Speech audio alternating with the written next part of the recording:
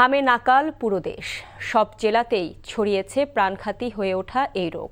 সংক্রমণে এ পর্যন্ত প্রাণ গেছে ৪২৪ শিশুর।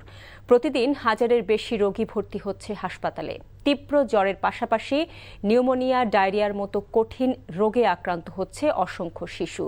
এদিকে সচিবালয়ের স্বাস্থ্যমন্ত্রী জানান, সব শিশুকে টিকার আওতায় আনতে ব্যবস্থা নিয়েছে সরকার।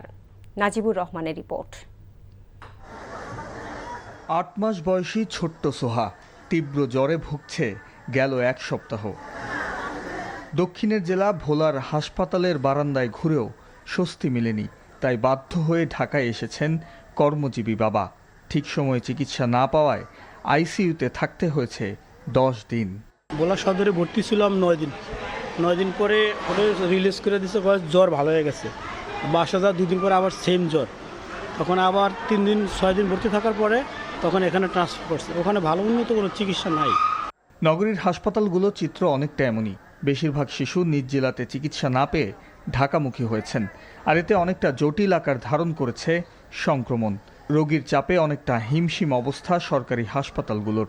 এটা তো আমাদের জন্য ভোগান্তি, আমাদের কষ্ট না। জ্বর ছিল, কাশি ছিল, তারপরে র্যাশ হয়েছে, তারপর শ্বাসের সমস্যা, চোখ মেলতেছে না, এই কারণে বলতেছিল, তারপর নিউমোনিয়া ছিল। এ অবস্থায় সচিবালয়ে চীনের দেয়া ভ্যাকসিন গ্রহণ করে স্বাস্থ্যমন্ত্রী জানান, ভিটামিন এ ক্যাপসুলের যোগান কিছুটা কম থাকলেও হামের টিকা বেশিরভাগ জেলায় পৌঁছে গেছে। মোর দেন 100% আমরা টিকা কাভারেজ করেছি টার্গেটের।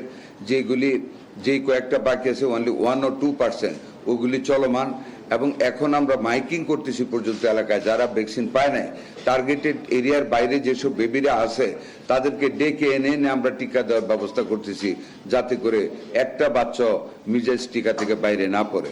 বাংলাদেশকে ৭৬,৬১৬ ভায়াল টিকা উপহার দিয়েছে চীনা প্রতিষ্ঠান সিনোভ্যাক ও চীনা দূতাবাস। Najibur Rahman, NTV news, Dhaka.